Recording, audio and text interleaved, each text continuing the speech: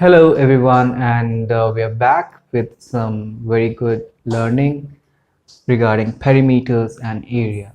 So let's see what do we have here. So first we have this something called, well, what do you want to call? Let's say I'm holding it like this. What do you want to call?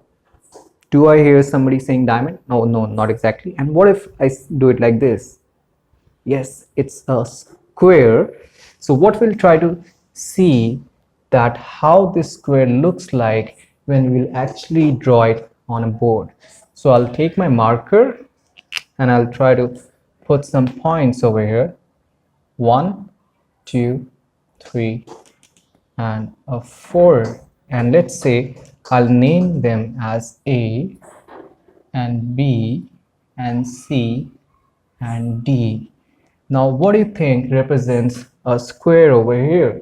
So what probably I want to see is that if I measure this side like this, and if I measure this side like this, and third side and fourth side, so what I want to see that do they measure all as equal or not. So for that we need a measuring tape, and we do have a measuring tape. So I'll just take and try to measure. So this is coming as 10, 11, 12, 13 centimeters, and again around 13, and again around 13, and again around 30. So when we say that when all angles, sorry, when all sides of a square are same, and in this case we do have 13 centimeters as side length, so we say that all these sides are same. So we say all sides are same. Now the only difference over here which we want to have with other four-sided figures would be that probably we want to check its angle as well. So when this one angle is 90 degree, that will automatically imply that the other all when all four angles are 90 degree, so we'll say when all angles are 90 degree and when all sides are same, so we will have a square. We will have a square. Now what happens when this square is tilted a little bit? So what happens, the base is same over here, but this will get tilted like this a little bit. Yeah, now this angle is not 90 degree. So in that case probably we want to say that since the angle is not 90 degree, so then it's not a square. It's not a square because its angle is not 90 degree. So what do we say in that case? That it's more of a parallelogram. It's more of a parallelogram just because its angle hasn't changed. So that's one thing regarding square. Now if I want to go to my younger brother of the same family, so that's more seem like a rectangle. Actually you can say that both are brothers of the same age. So what happens in this case is that if I'll try to just rub and see that what are the conditions in terms of a rectangle, so probably I want to see it this way, that this is a rectangle, and again I'll try to put some points which are 1 and 2 and 3 and 4. So probably I'll name them as A and B and C and D. Now when all of them I try to measure, so I see one of them is of bigger length and the other is of smaller length. So either I can take them as L1 or L2, or mostly as in standard, instead of L2 we take it as B, which is nothing but breadth. So when we have dimensions like these, we say that they are mostly rectangle. Why? Because rectangles have similar quality like that of square, that they have angles as 90 degree. Angles as 90 degree. And 90 degree among what? So among their sides. Among their sides they have the two sides have angles as 90 degree. But one thing which differentiates a rectangle from a square is that the lengths, all lengths are not similar. For example, if I'll try to measure one of the lengths over here, so when I'll try to measure one of the lengths, it's more like a bigger length over here, which represents as 20, and this represents as, let's say, 11, 12, 13, 14. So one of them is 20 centimeters, and the other this breadth is coming as 14 centimeters. So the difference between a square and a rectangle, apart from similarity of having angles as 90, the difference is that one length is different, but the other length, which is a breadth, is a quite different than the first one. But when you compare, the opposite lengths are same. For example, if my first length is 20, then my second length will also come as 20. Now what if I go back to my rectangle and analyze again that this above length of 20, it's obviously this yellow or orange color which you see over here. When this 20 is same as this 20, so the opposite sides as well, like 14 is equal to 14. So if you see by color coding like this, so this yellow or orange color is the same as this side in length, and this red color is same as the opposite. So in rectangles we do have 90 degrees, but our lengths over here, opposite lengths are equal. So that's what differentiate. And if we try to just compare both of them, so we can say a square has all sides as equal, but the rectangle doesn't have all sides equal.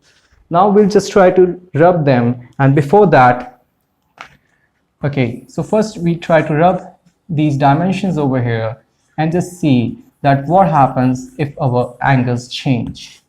What happens if our angles change? So now whenever angles change over here, what will exactly happen is that probably our angle might change when there is a slight tension or pressure over here, the same which we just did for a square. So when we put a pressure over here, the angle changes. So now we can't say that all angles are 90. As you can see, we can't say that all angles are 90. So probably it has changed to a different figure, but having the same lengths, the angles have changed. So we may want to say that this is having parallel sides, that is the opposite sides are parallel to each other, that is they will never cross. And with that the word comes which is called more of a parallelogram. And obviously the square and rectangle both come as part of parallelogram. So when we talk about parallelograms, both square and rectangle come as parts of parallelogram. That's why they are very similar to each other. Now next thing which we want to point out, that since we're studying about perimeter, so let's say what's the perimeter of an rectangle. So when I take this, I'll draw this rectangle like this, and we talk about when we talk about perimeter, as we discussed earlier, perimeter is something which is taken outside, which is measured outside. So if this is my L, that is length, and if this is my breadth, so probably I want to see the perimeter would be, as we know, perimeter is sum of all sides. Perimeter is sum of all sides. And now this is one length which is L, but the opposite as well will be same. So I can say probably this is L plus L. And what is this? This is B. So probably I want to use a different color. This is B, but this opposite side is also same as B. So I'll say, okay, sum of all the sides will also have B plus B. And so when we add both of them, this will become 2L and this will become 2B. Now when we take common factor over here, 2 comes as common and this L and B come inside, so we get 2 into L plus B. But essentially, how does this formula of perimeter of a rectangle equals 2 into L plus B? It comes from a common root formula, which is sum of all the sides. And one thing to identify, that can we use this formula for a very strange figure like this. For example, we have a very strange figure like this, or we have another figure like this. Can we use those formulas for this?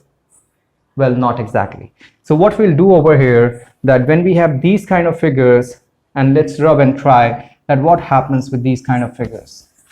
So let's try to get back to our calculation of perimeters. We'll try to replicate one of the figures over here, and one of the figures over here is like this. So when we have these kind of figures, so in these kind of figures, what we really need to do is we need to understand that what is perimeter, and we know the perimeter is mostly outside. Yeah, so what we'll do, we'll calculate the total amount of lengths over here.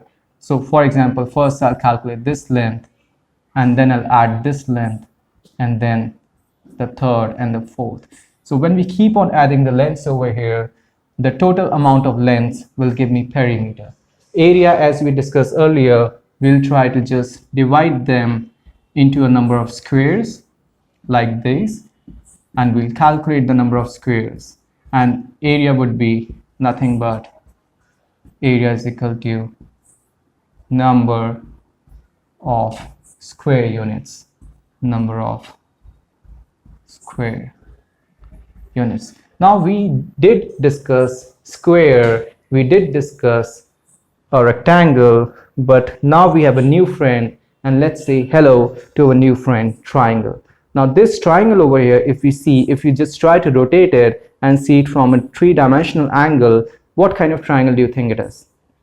Yes, it's an equilateral triangle. Now what does equilateral means? That all, let's try to draw, let's say, why don't you catch up and draw like this? Okay, so let's try to delete this, and let's make some room for our new friend. And by the way, when your new friends come to your home, or even your old friends, do you give them a room?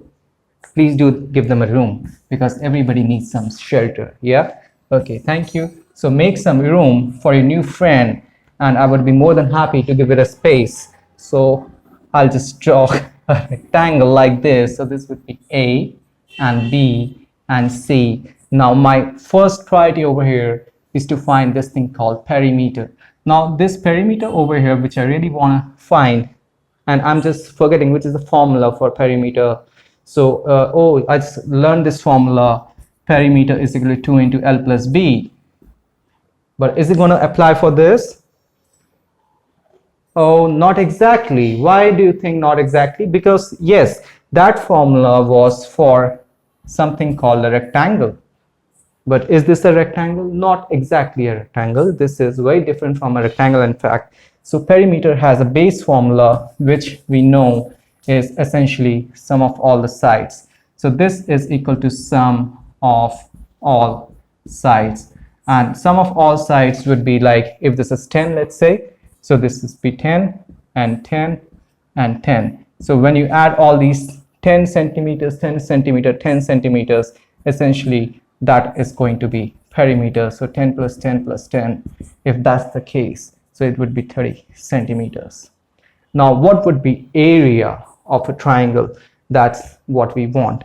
So probably what we want to see, that what if I remove this, what if I remove this triangle and we join one more like this?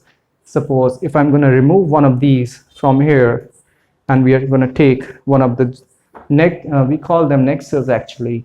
So if we join these like these, and I'm going to make that triangle into more of a rectangle, so what happens exactly, that now my triangle has turned into a rectangle.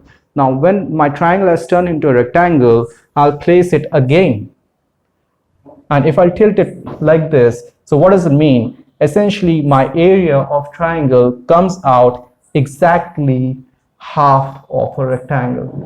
Now how can I prove it? I can prove it probably this way, that I'll rub this space and try to make a rectangle like this. Let's say I'll make a rectangle like this. Now what if I divide it into two parts? So this one rectangle,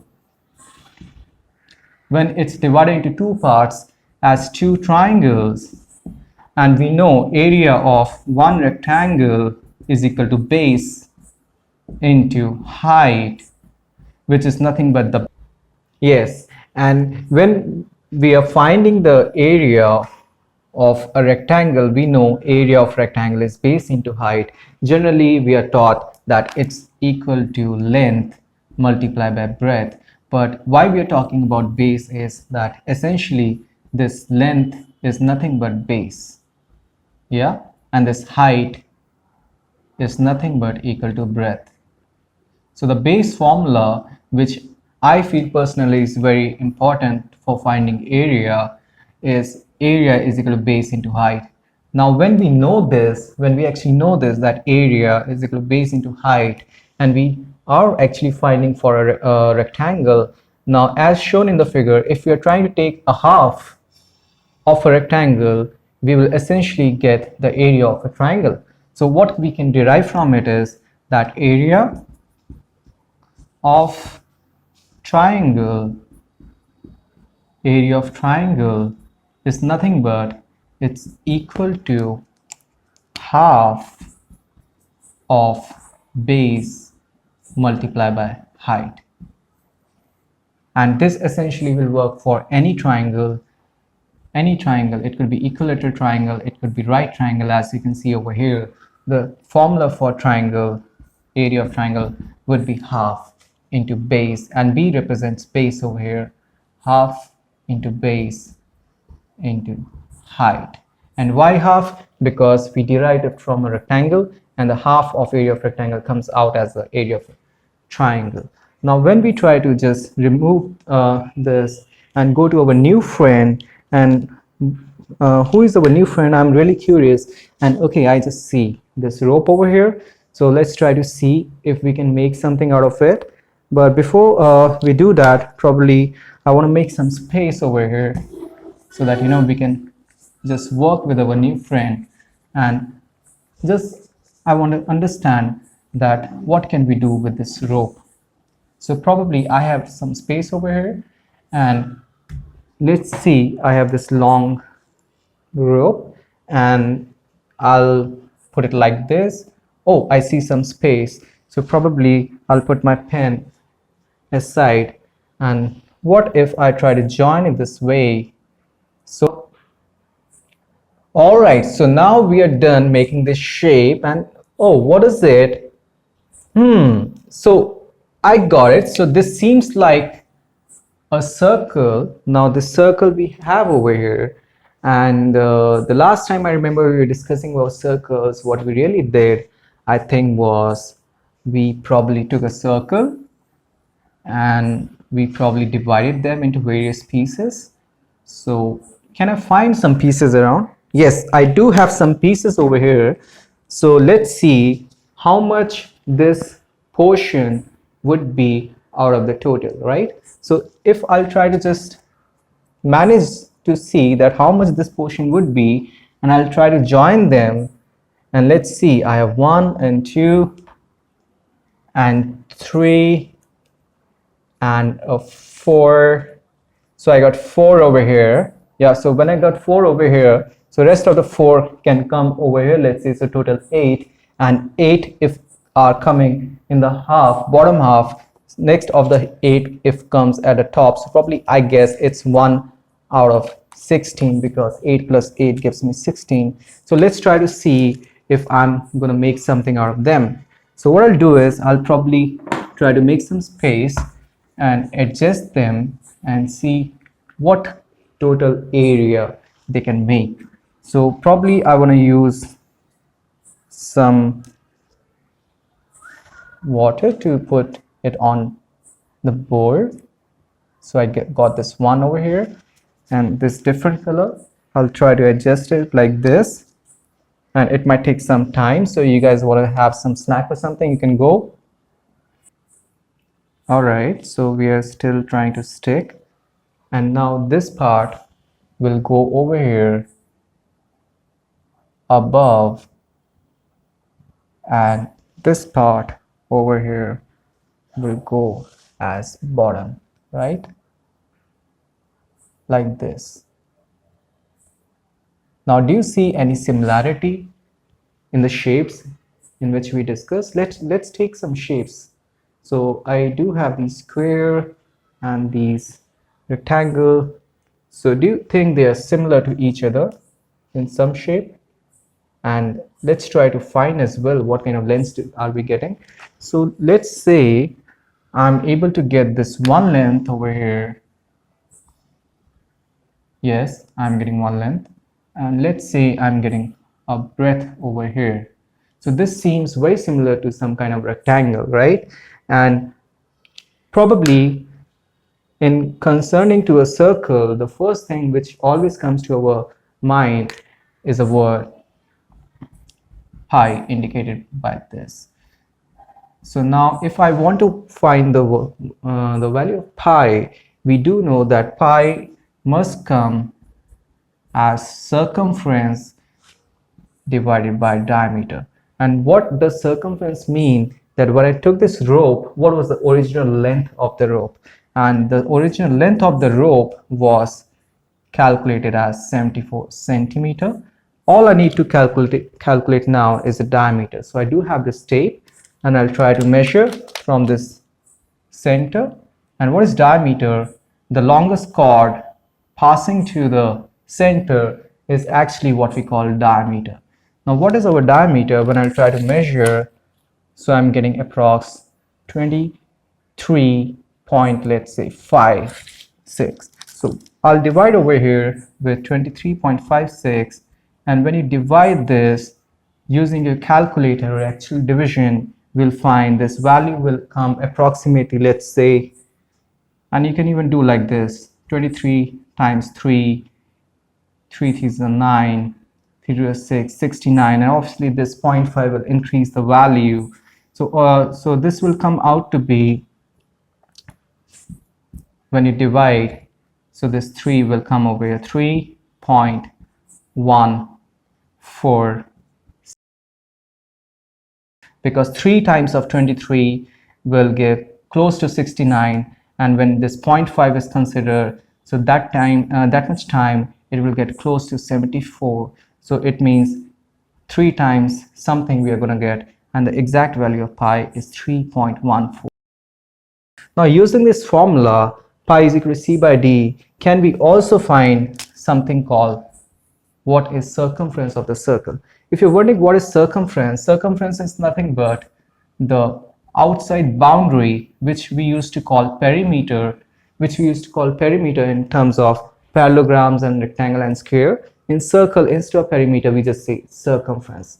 That is the outside, this length, which is perimeter in most of the cases, we say circumference. Now through this formula, we say circumference is equal to pi times d. So with this, we can use this formula and we can say circumference is equal to pi times d. D is what we know over here, diameter.